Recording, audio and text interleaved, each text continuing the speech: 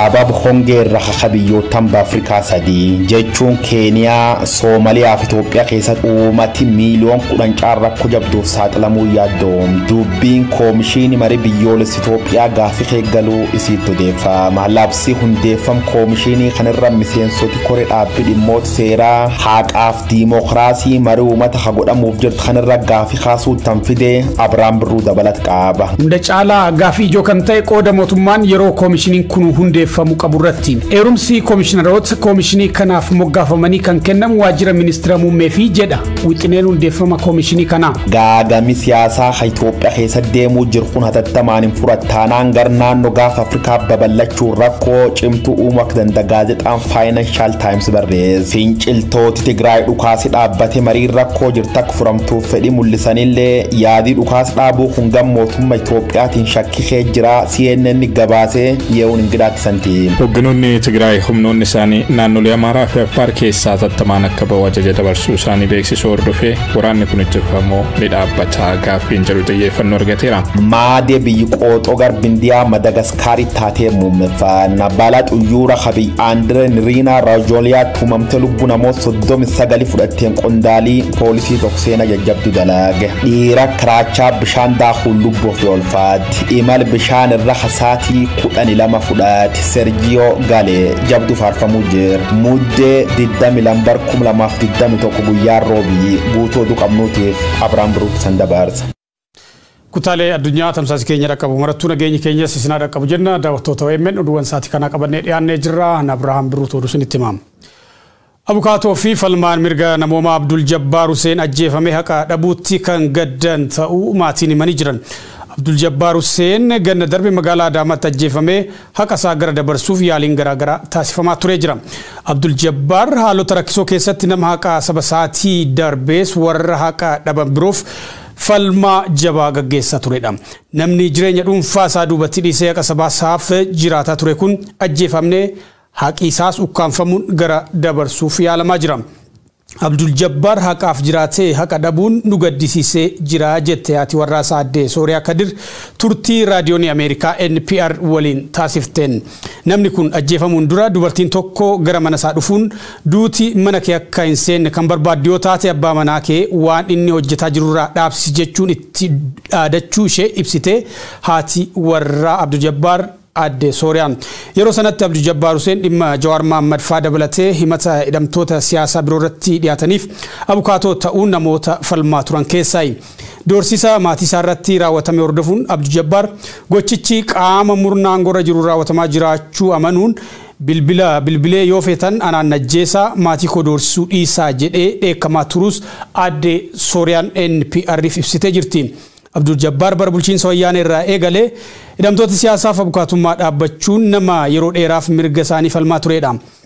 Bulchiinsa Abiy Ahmed jalatti sababuma kanaan nama dhiibbaa jabaaf saaxilamaa ture. Abdul Jabbaar hojii abukaatummaa hidhamtoota siyaasaaf falmuu akka dhaabuuf irra deddeebiin doorsifamaa fi dhiibbaa garaagaraaf saaxilamaa turus waardiyyaa haqaa ta'uun haga lubbuun isaa dabartutti haqaaf jiraatee nama dabre. Qaamni aangorra jiru namni kun sababa dhibee sukkaaraatiin du'e jedhus maatii waahillan hojii isaa fi namoonni reeffa Abdul Jabbaar argan ajjechaan irratti raawwatamuu amanu. Ajjechaa raawwatame ammoo qaama aangorra jiru himatu. Du'a isaa booda haqa isaa gara dabarsuuf yaaliin taasifamaa jiru harki qaama mootummaa ajjechaa isaa keessa jiraachuuf agarsiistudha jedhu.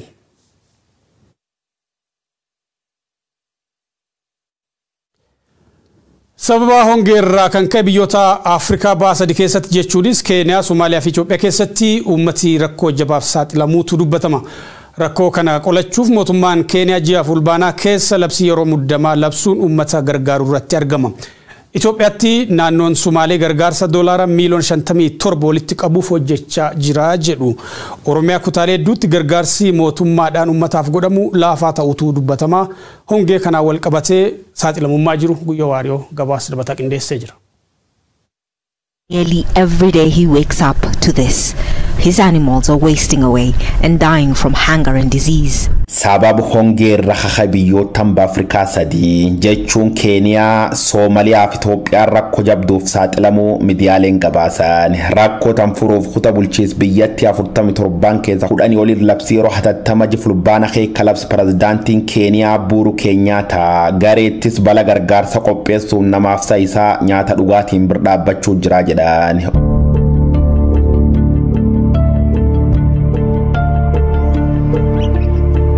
Oromiyaa kibba Booranaaf Gujii Goblolloon boniraachise huqqu namaaf saa khabari jabaa yarse fuul miidiyaa hawaasa irratti ilaaluuf qadirqamu uummati Oromoo qabiyyi keessaa falalle jira akkaawunti baankii gargaarsa GoFundMe banuun uummata Booranaaf Karrayyuu cina dhaabbachuu irratti argamu. Rakkoo tanaaf sababi jijjiiram haal qilleensa hawarri saayinsii Elniinoos jedhuun yommuu ta'u biyyootan gamil boruutti argaman kan keessa namooti miiliyoona 10 caalan bala hamtuuf saaxilamuu akka danda'an qondaaltoti raga ba'uu jiru. Yeroo amma naannoo teen keessa namooti miiliyoona 3.4 caalan gargaarsa tattama barbaadu. Ji'ootan 3-4 dhufan keessa garuu lakkoofsi hundacha ta'uu danda'a jedhetti gaafatamaa waajjirri soda balaatiif qophii naannoo Soomalee Mahammad Araabe dhaabbilee gargaarsaa qondaaltota naannootiif jiddugaleessa waliin ta'uun qarshii Ameerikaa $57 miiliyoona walitti qabuuf hojjechuu jirjechuusaa Sun Times balbaloomse. In another village many kilometers away, Shaban Isaac is just getting back home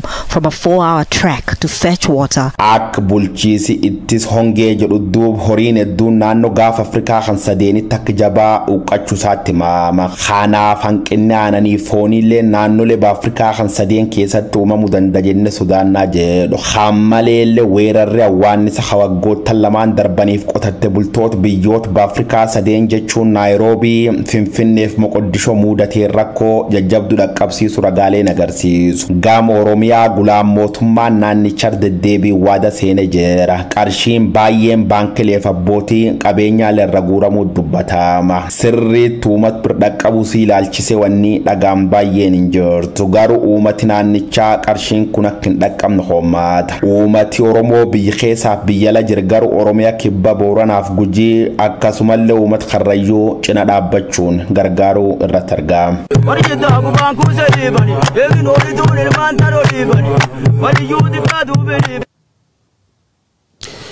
Walabummaan Koomishinii Marii Biyyaalessaa jedhamu gaafii keessa galaa jira jedhame. Wixinee labsii hundeeffama koomishinii kanarratti miseensoti koree dhaabbii dhimmoota seeraa haqaa fi diimokiraasii marii uummataa wajjin godhan irratti gaafii jajjabduu kaasuu isaanii The Ethiopia Insider barruun jedhu gabaasee jira. Gabaasii dabalataa ittaanee dhiyaata.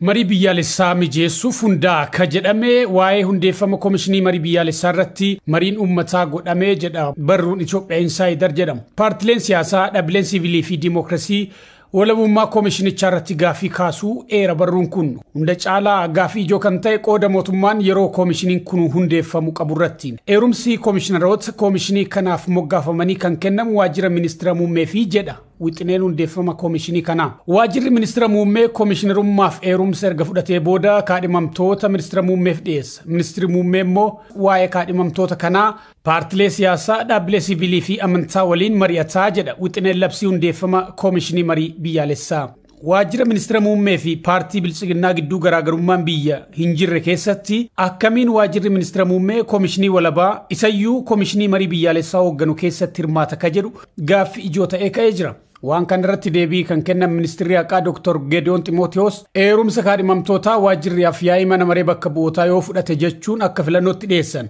Hirmaatan gaaffii walabummaa koomishinii kanaa kaasan kabira biyyi kun durumaa ayyaantu miti jechuun walabummaa waajjira afyaa'ii mana maree bakka bu'oota uummataas gaaffii keessa galchanii jiru. Qaamni koomishinii hundaa'u kanaaf eerumsa